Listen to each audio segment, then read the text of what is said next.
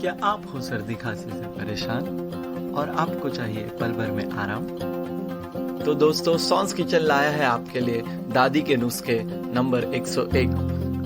Hello दोस्तों, welcome to सॉन्स kitchen.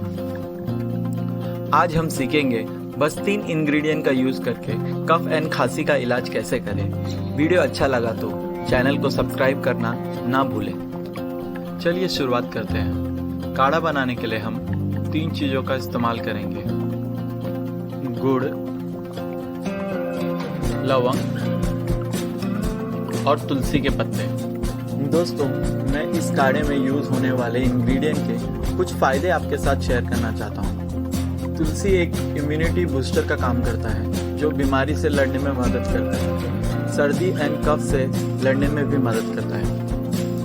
Jaggery और गुड़ ये बॉडी के लिए गर्म होते हैं, इसीलिए कफ के इलाज में ये बहुत ही फायदेमंद होते हैं। लवंग और क्लोव आपके मुंह से बैक्टीरिया हटाने में मदद करते हैं और आपकी रेस्पिरेटरी हेल्थ को भी इम्प्रूव करते हैं।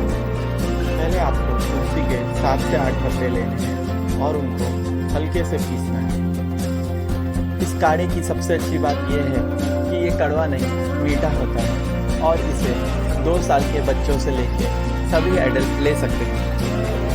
दोस्तों, मीठे से याद आया कि आप हमारी बहुत ही इजी और टेस्टी चोको लावा रेसिपी भी चेक कर सकते हैं राइट साइड के लिंक से। पीसने के बाद ये ऐसा दिखता है। दोस्तों, पहले एक वेसल में 200 ml पानी गर्म करने के लिए रखिए।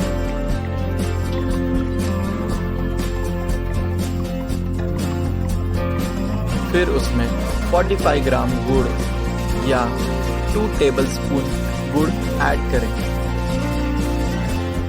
फिर आपको 6 से 7 लवंग ऐड करना है। अब लास्ट में आपको 6 से 7 तुलसी के पत्ते ऐड करने हैं।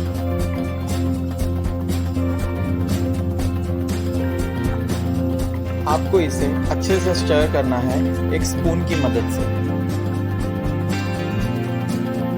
आपको ये मेक श्योर करना है कि गुड़ नीचे जमा होके जल ना जाए।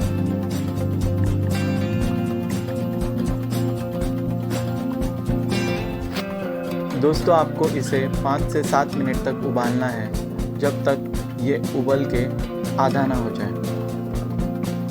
अब ये उबल के आधा हो गया है तो हम गैस को बंद कर देंगे। मैं अब इसे एक ग्लास में निकाल लेता हूँ आपको बताने के लिए कैसे इसकी क्वांटिटी हाफ हो जाती है।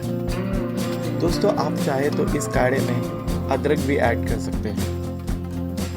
देखिए दोस्तों, अब इसकी फाइनल क्वांटिटी।